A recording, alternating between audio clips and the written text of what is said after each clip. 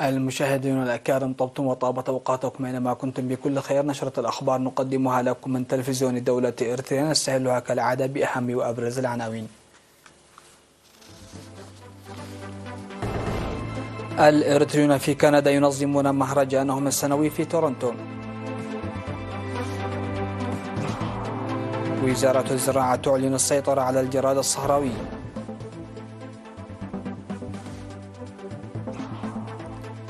الإقليم الأوسط يشهد أنشطة نفير تنموية واسعة لشق طريق درفوم. وزارة الدفاع التايوانية ترصد توغل القوى الصينية في منطقة دفاعها الجوي. دول الأمازون تنشئ تحالفا للمحافظة على الغابات والحد من تدميرها. و60 قتيلا على الأقل بعد هطول أمطار غزيرة في الصين.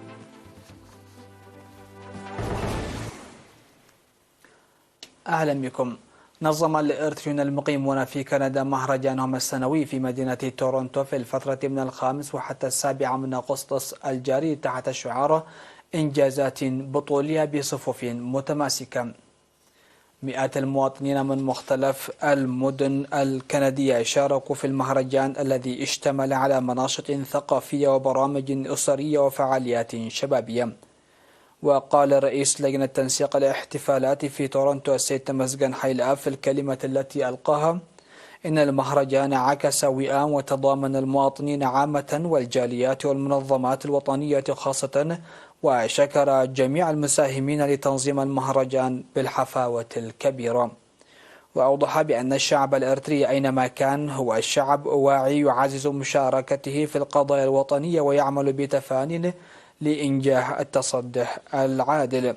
وذكر المشاركون أن المهرجان أبرز القيم الوطنية والثورية والتراث والتاريخ والتماسك الوطني وتوريثه، مؤكدين تقديم كل المتطلبات لتوسيعه وحفاوته.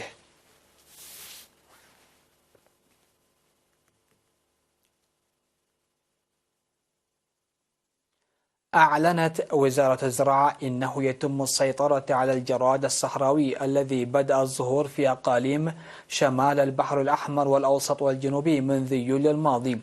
وأفاد مسؤول فرع تنمية النباتات ومنسق مكافحة الجراد الصحراوي في إقليم شمال البحر الأحمر السيد تسفيد قبرز جابهير بأن السبب في غزو الجراد الصحراوي الأخير يعود إلى تكاثره نتيجة الأمطار غير الطبيعية التي ضربت الساحل الشرقي للبلاد في شهري أبريل ومايو الماضيين.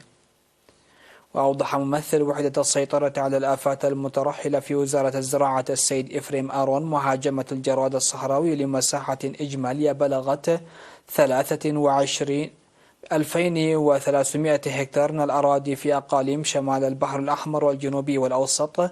وقال إنه يتم تنفيذ عمليات مكافحة ناجحة بمشاركة السيارات الحكومية والخاصة وحوالي 1800 من الشعب والجيش والخبراء الزراعيين ومعدات الرش الآلية واليدوية. وقالت مسؤولة وحدة مكافحة آفات وأمراض المحاصيل في الإقليم الأوسط السيدة هيمانوت إمباية إن الجراد الصحراوي تم رصده في جميع المديريات بالإقليم الأوسط منذ 11 من يوليو وحتى أغسطس، وتم السيطرة عليه قبل إحداثه الأضرار. وأوضح السكان الذين شاركوا في الحملة إن أسراب الجراد امتدت إلى مناطق كثيرة حتى وصلت منطقة سلادعرو، لكنهم تمكنوا من التغلب عليها بفضل الإجراءات السريعة التي تم اتخاذها. وذكرت وزارة الزراعة أنه على الرغم من السيطرة على تفشي الجراد الصحراوي إلا أنه يتم إجراء جميع الاستعدادات لإمكانية قدوم الجراد الذي يتكاثر في دول الجوار، مناشدة الشعب والجيش والخبراء إبلاغ مكاتب وزارة الزراعة القريبة في أسرع وقت ممكن في حالة تفشي الجراد. تم إحراق السلع الاستهلاكية منتهية الصلاحية التي تم جمعها أثناء عمليات التفتيش في متاجر مديرية سكنيتي. وقد تم ضبط المواد التي اشتملت على الأغذية والمشروبات بالتعاون مع أعضاء مكتب القانون والنظام والصحة العامة والشرطة والسياحة وشرطة البلدية. حث مسؤول الصحة العامة السيد حديش ولد جبرائيل التجار على التحقق من بضائعهم والتخلص من البضائع المنتهية الصلاحية عامة والأغذية والمشروبات خاصة باعتبارها تضر بصحة المجتمع. وحث عضو مكتب القانون والنظام السيد حمد حامد المستهلكين على توخي الحذر في مشترياتهم.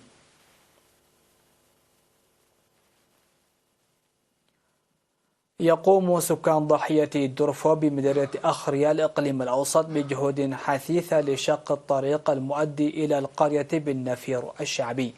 وأوضح مدير الضاحية السيد عمر إبراهيم أن العمل الذي بدأ العام الماضي بمساعدة الآليات توقف لأسباب مختلفة، لكنهم استأنفوا العمل منذ يونيو الماضي.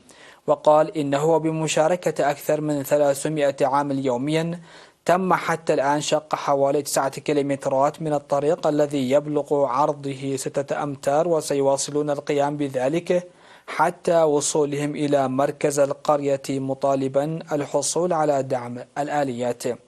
من جانبهم أوضح السكان معاناتهم لنقل المرضى للعلاج لأسمر على ظهور الجمال والحمير والوصول إلى أسواق أسمر بسبب مشاكل المواصلات. يبلغ عدد سكان ضاحية درفو أكثر من 5000 نسمة، وتقع على بعد حوالي 16 كيلومترا شرق أسمر.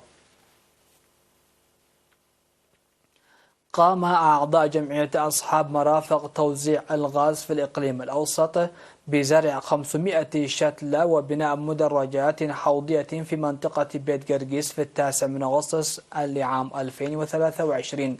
وقال رئيس الجمعية السيد أمان الفساهية لوكالة إرينا إن الجمعية ملتزمة بالمساهمة للحفاظ على المياه والتربة والتشجير جنبا إلى جنب توصيل الغاز الذي تقدمه الحكومة إلى المستهلك. وتعهد الأعضاء بالمساهمة في التبرع بالدم ورعاية أسر الشهداء في المستقبل. وأفاد عضو سلطة الغابات والحياة البرية السيد ميكائيل أبراهام بأن 80% من بين أكثر من 2,000,000 شتلة أشجار مزمع زراعتها هذا الخريف في الإقليم الأوسط ستكون أشجار ألبان، بينما يشمل الباقي مختلف أنواع الأشجار. وتجري حملة التشجير في الإقليم الأوسط في مناطق طريق قلعي أسمرة وطريق أسمرة مسوع وإسكاريكو وماي دمنت.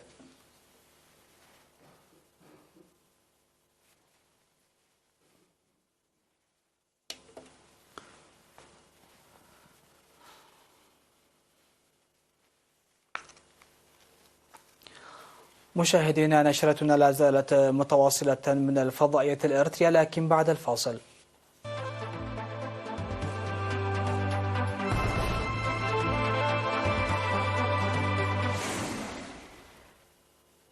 أهلا بكم. على الصعيد العالمي، قالت وزارة الدفاع التايوانية إن 10 طائرات تابعة للقوات الجوية الصينية دخلت منطقة الدفاع الجوي للجزيرة برفقة 5 سفن حربية صينية تشارك في دوريات الاستعداد القتالي. واشتكت تايوان مرارا من قيام بكين بأنشطة عسكرية بالقرب منها على مدى السنوات الثلاث الماضية، وتكثف الصين ضغوطاتها في محاولة لإجبار الجزيرة على قبول السيادة عليها. وذكرت وزارة الدفاع التايوانية أنها رصدت إجمالي 25 طائرة صينية تشارك في عمليات في البحر، من بينها مقاتلات G-10 وG-16 بالإضافة إلى قاذفات H-6. وأضافت الوزارة أن 10 من بين هذه الطائرات إما عبرت الخط الذي يقسم مضيق تايوان وكان في السابق بمثابة حاجز غير رسمي بين الجانبين، أو دخلت الجزء الجنوبي الغربي من منطقة تحديد الدفاع الجوي التايوانية.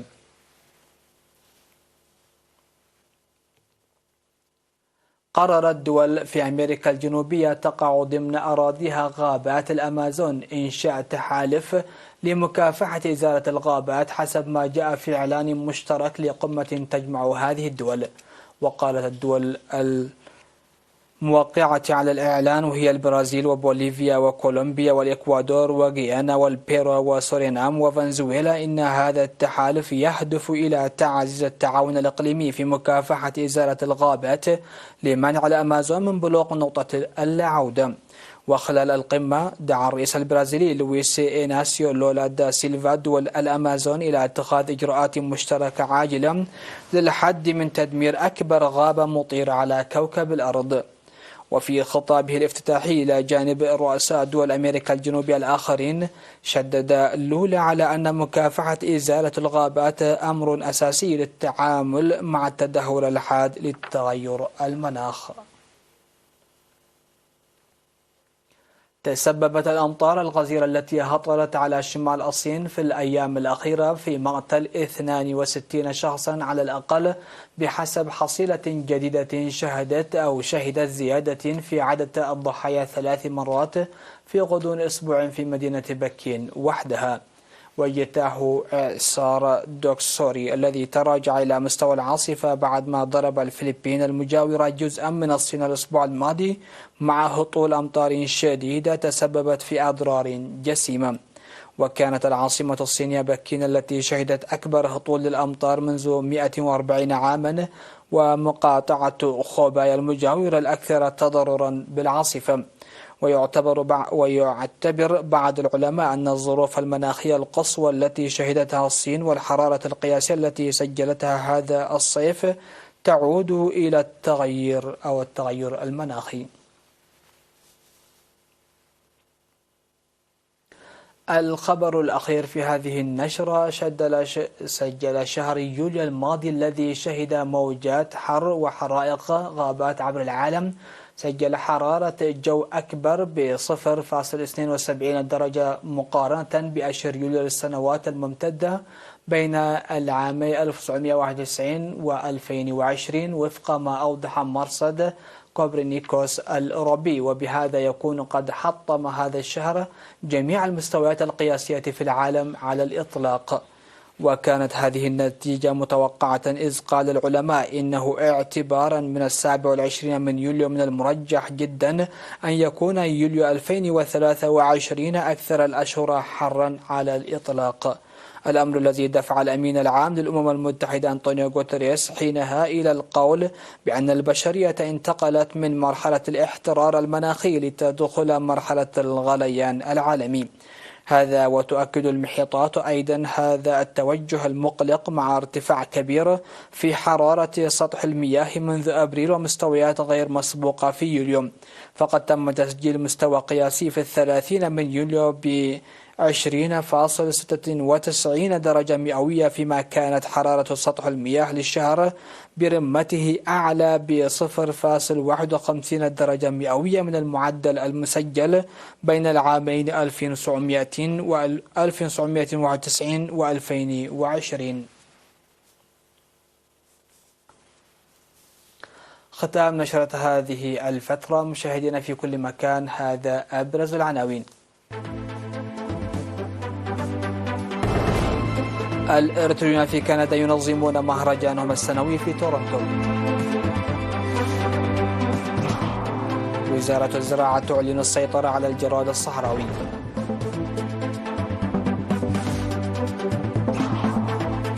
الإقليم الأوسط يشهد أنشطة نفير تنموي واسع لشق طريق درفوم. وزارة الدفاع التايوانية ترصد توغل القوى الصينية في منطقة دفاعها الجوي. دول الأمازون تنشئ تحالفا للمحافظة على الغابات والحد من تدميرها. 60 قتيلا على الأقل بعد هطول أمطار غزيرة على الصين. مشاهدينا، انتهت نشرة هذا المساء. دمتم في أمان الله.